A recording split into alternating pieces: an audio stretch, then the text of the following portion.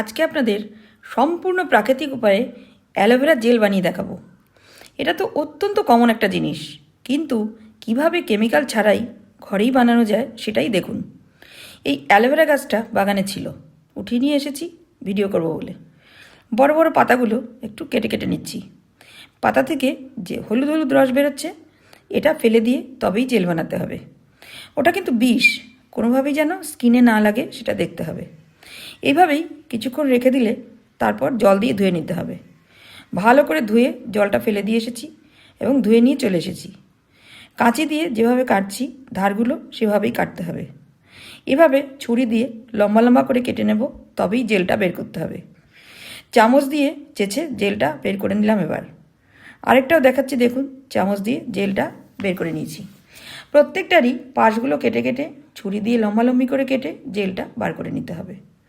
4টে পাতা থেকে এতটা জেল বেরিয়েছে। এবার মিক্সিতে পিষে নেব। যে ফেনাটা দেখছেন, এটা নিয়ে চিন্তিত হবেন না, ওটা ধীরে ধীরে সরে যাবে। কড়াই গরম করতে দেব, পিষে রাখা জেলটা ঢেলে দেবো, একটুখানি ফুটতে দেবো। ভালো করে নেড়ে চেড়ে দেবো 1 চামচ ভেজ জিলেটিন বা আগার আগার পাউডার।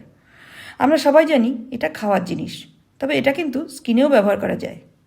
যে কোনো জিনিস ভেজ জিলেটিন দিয়ে যে কোনো জিনিসকে জেলে পরিণত করা হয়। প্রায় গাঢ় গাঢ় হয়ে আসছে। এই অবস্থায় নামিয়ে 0.5 ঘন্টা ঠান্ডা করতে দেব। যতক্ষণ ঠান্ডা হয় ততক্ষণ অন্য একটা কাজ করি। একটা বাটিতে একটু গোলাপ জল দিয়ে তার মধ্যে কয়েকটা জাফরান ফেলে দিতে হবে।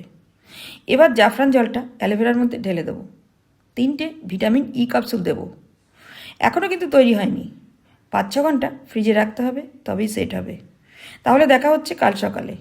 কি সুন্দর সেট হয়ে গেছে দেখুন, একদম আসল জিনিস। এভাবে আপনারাও বানিয়ে নিন।